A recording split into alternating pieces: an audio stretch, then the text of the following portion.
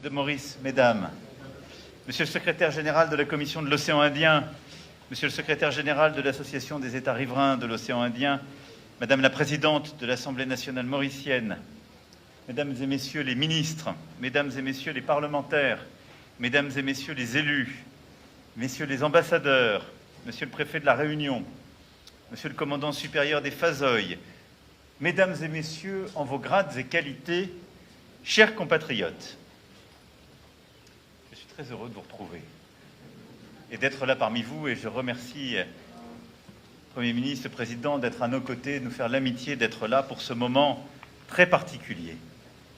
Et j'essaie de voir les visages.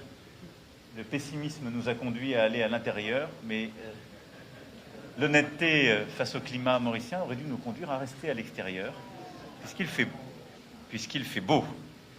En tout cas, je suis heureux en effet de vous retrouver pour cette visite d'État qui est singulière à bien des égards. D'abord parce que cela fait 32 ans qu'un président de la République français n'était pas venu. C'est long. Ensuite parce que nous vivons un moment singulier, et je vais y revenir, fait d'énormément de défis qui touchent notre monde et tout particulièrement la région. Aussi parce que la délégation qui m'accompagne, avec le président du conseil départemental de la Réunion, le président du conseil départemental de Mayotte, notre préfet de la Réunion, plusieurs élus et représentants de nos territoires, le général de Modico, est singulière et montre cette volonté de la France de s'engager dans l'océan Indien à travers ce territoire en partenariat avec Maurice et avec nos autres amis. Et puis, beaucoup de chefs d'entreprise sont ici à mes côtés, qui marquent aussi cette volonté avec nos chercheurs, nos sportifs, nos artistes, de consacrer la relation. Parce qu'en effet, depuis 3 siècles, cette relation entre Maurice et la France a quelque chose d'unique. Elle est faite, cette relation, d'amitié, de respect, de confiance. Elle a été balayée par le ressac du temps, et même si parfois cette amitié jalouse avec nos partenaires britanniques peut nous conduire à regarder de manière singulière ce qui s'est passé au XIXe siècle, vous nous avez fait, au fond, le plus beau des témoignages d'amour, en gardant, plutôt en récupérant notre langue. Et nous sommes ici dans un des pays les plus francophones du monde, qui, malgré le passage postérieur des Britanniques, a ramené Maurice aux Français. Et cette langue en partage est, je crois, le témoignage de cette amitié qui nous lie, très singulière, mais aussi de cette marque inspirante que représente Maurice, y compris pour la France, dans beaucoup de défis, cette capacité à vivre en paix, cette capacité au respect entre les religions, les peuples, et à bâtir, au fond, un syncrétisme, une capacité de respect si unique. Aujourd'hui, sur ce lieu symbolique, celui de notre future ambassade de France à Port-Louis, nous célébrons la vitalité de cette relation et affirmons notre volonté commune de bâtir un avenir partagé. Alors je veux d'abord remercier du fond du cœur les dirigeants et le peuple mauricien pour leur accueil, leur hospitalité, leur franchise et la qualité de nos échanges.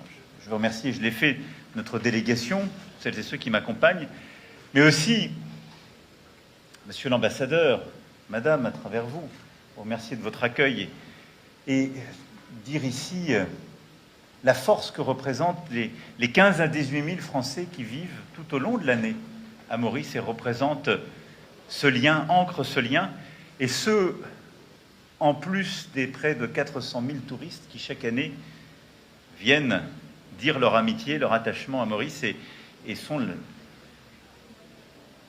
la première nation qui vient profiter de vos infrastructures touristiques, qui est une des grandes richesses de Maurice. Et je veux ici vraiment remercier cette communauté française, remercier également nos établissements, 6 établissements aujourd'hui, les enseignants, la communauté pédagogique, et nous tenons ô combien à ces établissements français et en langue française et à tout notre réseau. Remercier l'Institut de France et ses équipes, remercier également toutes les équipes de l'ambassade, nos équipes consulaires, notre consul honoraire, nos conseillers du commerce extérieur, nos conseillers élus qui représente justement l'ensemble de nos compatriotes ici, CCI France Maurice, la French Tech, toutes celles et ceux qui font vivre la relation, et puis plusieurs élus et sportifs qui m'accompagnent, notre ministre, plusieurs sportifs qui sont là et qui tissent aussi ce lien franco-mauricien. Fort de tout cela, cette visite, et c'est les quelques mots que je voulais vous dire, cette visite est aussi une promesse. La promesse d'un avenir fondé sur la confiance et la conscience d'un destin commun dans le sud-ouest de l'océan Indien, là où se forment des défis géopolitiques, climatiques, sécuritaires. La France est en effet, je le rappelais, par sa géographie, la Réunion, Mayotte, par ses ressortissants établis à Maurice, aux Seychelles, à Madagascar, aux Comores, par ses familles mêlées et ses liens humains, une des puissances de cet océan Indien. Mais nous l'abordons avec aussi beaucoup d'humilité, une volonté de travailler en partenariat. Et au fond, au-delà de la relation bilatérale, ce que je voulais ici vous dire, c'est que, à travers nos liens linguistiques, culturels, commerciaux, militaires, à travers cette histoire dense, notre volonté est de participer au projet qui est aussi celui de Maurice, de faire de l'océan Indien un trait d'union, et en aucun cas une frontière, un horizon partagé, un espace de solidarité et de circulation, mais qu'il faut préserver. Et pour cela, il nous faut répondre ensemble à plusieurs défis. Le premier d'entre eux, c'est la préservation de notre océan. À Nice, lors de la conférence des Nations Unies sur l'océan, dans cette belle région sud, cher Renaud Muselier qui nous a accueillis avec générosité, je parle là devant plus qu'un amoureux de la République de Maurice, nous avons franchi une étape essentielle. Et je veux saluer votre engagement, Monsieur le Premier ministre. Vous avez été aux avant-postes, pas simplement par votre présence, mais en faisant de votre pays un des premiers qui a signé puis ratifié ce traité sur la protection de la biodiversité en haute mer, qui vraiment est une révolution pour le droit de la mer. Je veux saluer vraiment votre rôle moteur et dire que la bataille n'est pas finie, parce que maintenant nous allons avoir à mettre en œuvre cela à travers nos partenariats. Et la présence de l'IRD ici dans cette délégation est un point important. L'IRD avec, on l'a vu hier, Plastique Odyssée, votre gouvernement travaille activement et c'est une illustration très concrète de cette coopération pour protéger nos mers et nos océans contre ce fléau qu'est le plastique. Mais nous allons continuer le travail de coopération, mais aussi le travail de sécurité, de respect des aires marines protégées et de respect du droit international de la mer, y compris dans la haute mer. La COP Océan l'année prochaine sera un élément clé et nous allons continuer de renforcer notre travail commun pour protéger ces écosystèmes, protéger nos grands fonds marins, protéger notre mer, je le disais, face au fléau du plastique, mais pas seulement, à travers des actions de recherche, d'éducation citoyenne, mais aussi des coopérations très concrètes pour l'économie circulaire et au-delà. Vous pouvez compter sur l'Agence française de développement, sur nos instituts de recherche pour continuer ces partenariats avec la Commission de l'océan Indien, l'Association des États riverains de l'océan Indien, et en lien très étroit, Monsieur le représentant, avec l'Union européenne et l'ensemble de nos partenaires et les financements de la Commission. C'est de manière très concrète la préservation de nos océans et de notre mer, et en particulier de l'océan Indien, un témoignage de ce multilatéralisme efficace auquel Maurice et la France croient ensemble. Travailler main dans la main pour préserver un trésor commun. Le deuxième défi pour la France et Maurice, c'est l'intégration économique, culturelle, linguistique, éducative de toutes les rives pour renforcer la réponse collective. En effet, nos îles dépendent encore trop des importations, elles recèlent pourtant des ressources naturelles et des savoir-faire exceptionnels. Et de la Réunion à Madagascar, de Mayotte aux Comores, aux Seychelles ou à Maurice, nous partageons une même ambition qui est de bâtir un espace intégré de production et d'échanges agricoles. Et on a vu ces dernières années la fragilité parfois de ces écosystèmes. Les soubresauts qui arrivent à Madagascar, qui sont arrivés dans les décennies précédentes, ont parfois menacé votre sécurité alimentaire. Et je veux ici saluer tous les représentants de ces territoires. Et on l'a dit hier avec Monsieur le Premier ministre. Notre volonté de travailler avec tous les territoires de la région, d'accompagner les transitions quand elles arrivent, parce qu'il y a une telle interdépendance que nous devons agir en commun. Et donc, En matière de sécurité alimentaire, volonté de faire davantage et de consolider les partenariats. Tous les acteurs de l'agroalimentaire qui sont ici présents le savent, on a signé des accords importants hier en matière de blé et de sucre, mais nous voulons renforcer ces partenariats, et ça correspond exactement avec la stratégie que poursuit la Réunion, par exemple, d'accroître sa souveraineté alimentaire, avec un des meilleurs plans que j'ai pu voir dans nos outre-mer, de production locale renforcée, et nous avons besoin de renforcer, sur toutes les îles de l'océan Indien, une souveraineté alimentaire, une souveraineté énergétique bien plus importante. Mais en matière d'intelligence artificielle, en matière de numérique, de l'open source, à l'IA, en passant par beaucoup d'autres choses, et je salue encore les représentants de la French Tech, en matière de services financiers, en matière d'économie bleue, qui, je le sais, Monsieur le Premier ministre, est un de vos axes de développement, en matière touristique, nous voulons continuer de renforcer ces partenariats pour renforcer l'intégration économique régionale. C'est la même chose que nous voulons faire en matière de recherche, de formation, de transformation locale.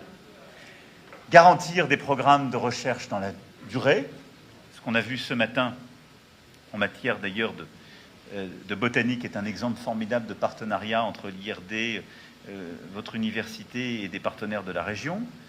Ce que j'évoquais en matière de plastique, mais on veut aussi, ce faisant, par ces partenariats, garantir des normes sanitaires exigeantes, sécuriser les investissements, engager le secteur privé, concilier rigueur et solidarité pour une prospérité durable dans toute la sous-région.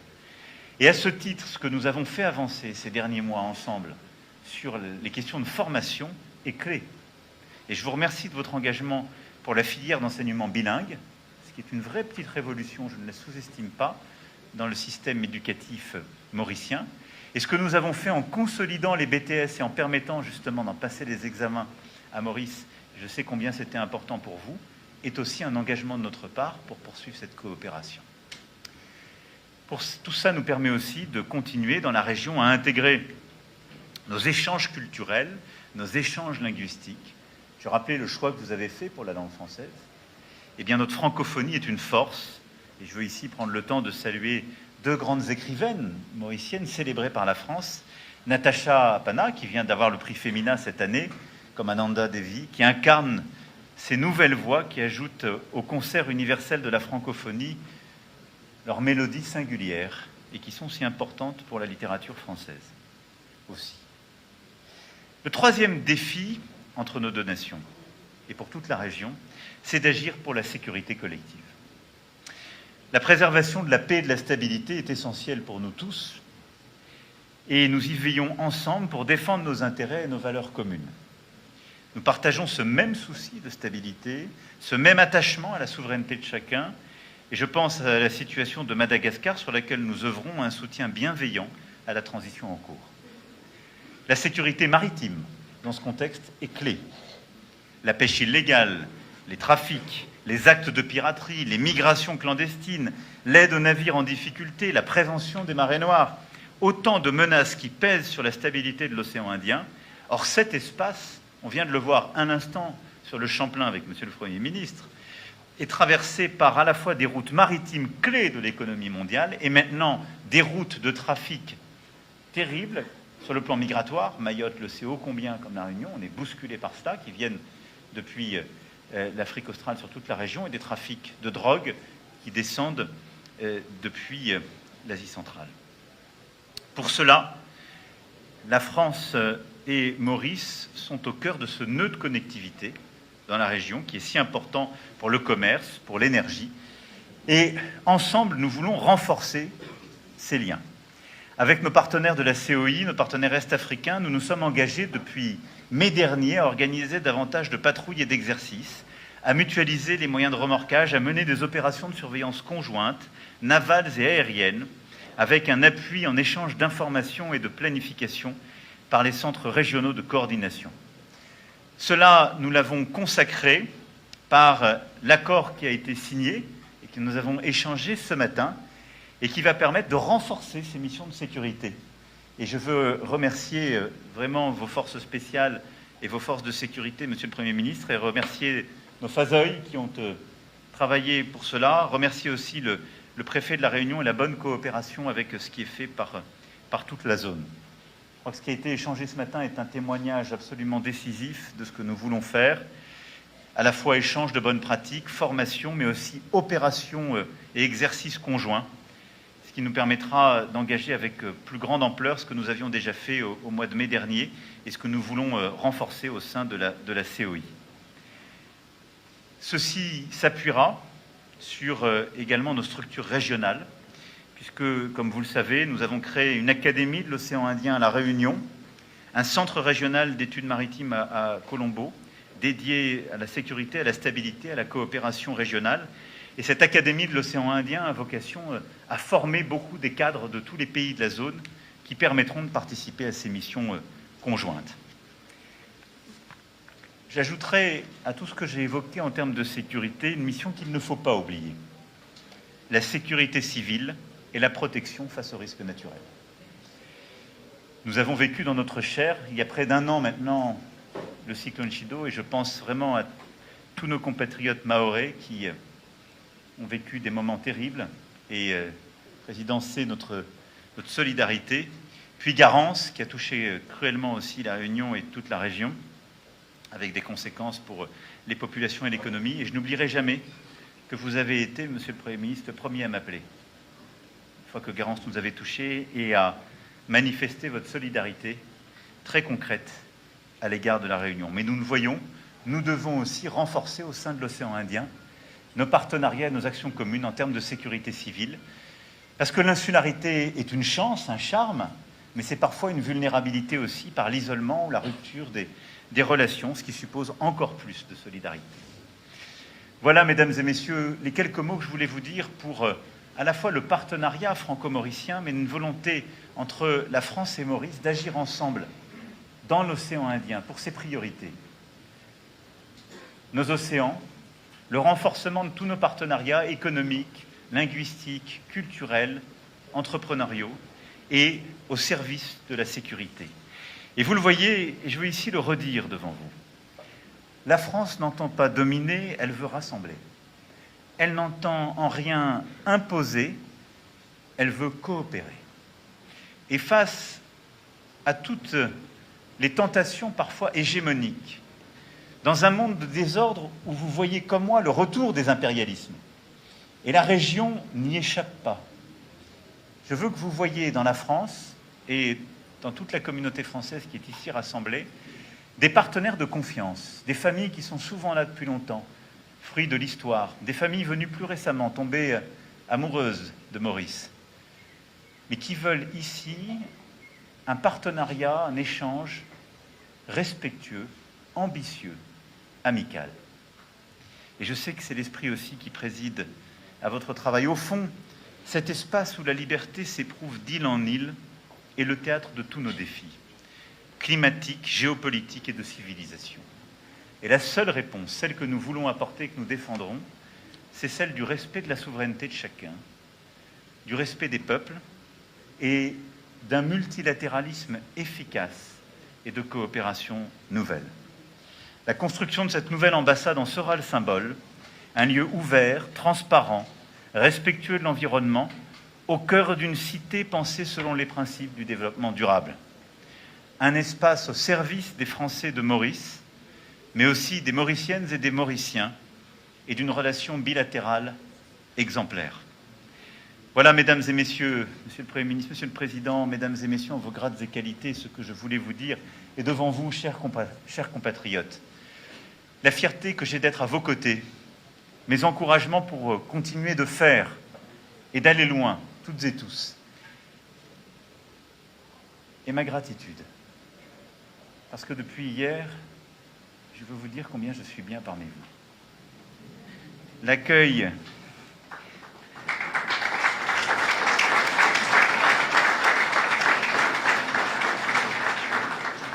qui m'a été réservé a été formidable, mais surtout il est fait d'amitié, de fraternité.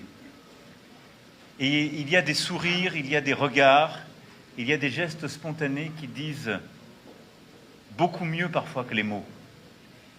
Et la chaleur de cet accueil, le soin que vous avez toutes et tous mis à nous accueillir avec ma délégation, l'intensité de nos échanges disent beaucoup de cette amitié, de cette fraternité. Et dans quelques heures, j'aurai à repartir malheureusement pour aller au G20, et je repartirai avec cette certitude, cette conviction d'une amitié vivante et d'une volonté de faire beaucoup plus ensemble. Ensemble, oui, faisons de cet océan un espace de paix, de progrès et de solidarité, et servons cette amitié entre Maurice et la France. Vive Maurice, vive la France et vive notre amitié.